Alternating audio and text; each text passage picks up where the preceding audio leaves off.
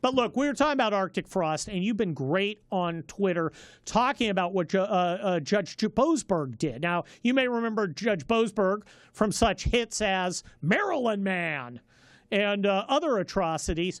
What did he do in Arctic frost that's an outright violation of the law? Yeah, it's a fantastic question. I'm still actually kind of shocked by it.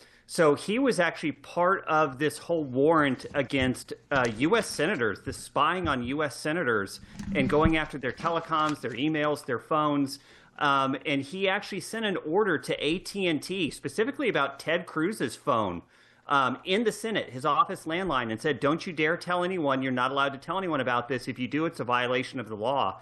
It turns out that that specific gag order was itself a violation of the law, that there's a federal law, 2 U.S.C. 6628, that actually requires anyone who receives notice of Senate data or communications being collected that they must inform the U.S. Senate because the Senate needs to be able to litigate its rights as the legislative branch against intrusions. And that same law says that if upon notice the Senate gets that its communications are being collected, if it goes to federal court and makes a motion to quash that subpoena or that warrant or that order, federal courts are required to quash subpoenas collecting Senate data. So there's a reason that Boasberg put that gag order in, is that he didn't want the Senate to vindicate its rights because he knew the subpoena would be invalid. So I'm shocked by the brazenness and audacity of his violation of federal law with that gag order.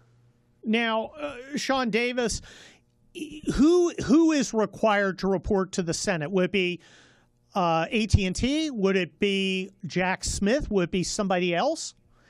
And who at the Senate are they reporting to?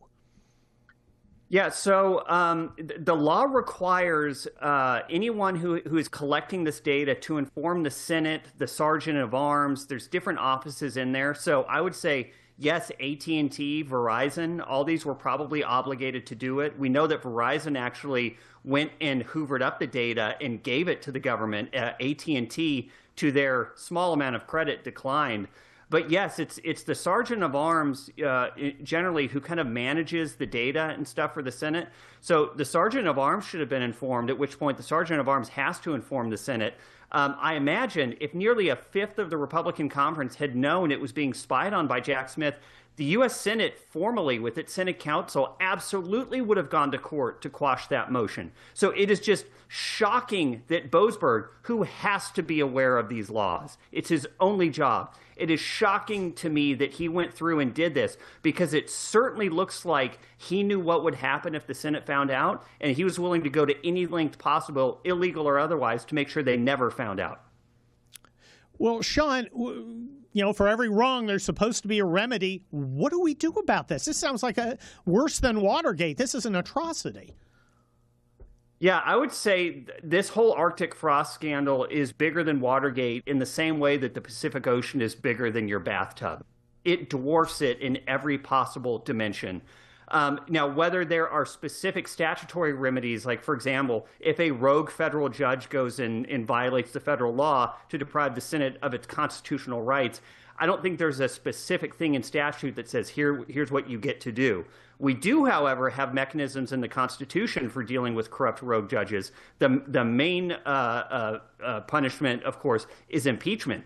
Boasberg needs to be impeached. He needs to be impeached and put on trial, and he needs to be removed by the Senate because this behavior cannot be tolerated by an officer of the court.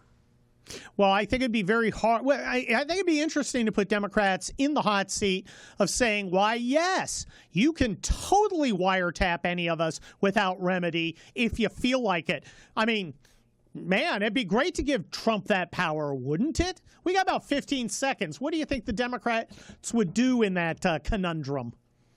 Yeah, we don't want kings, right? We can't have kings running roughshod over the Constitution. I'm sure Democrats would be fine with it. For full shows, live and on demand, it's Salem News Channel.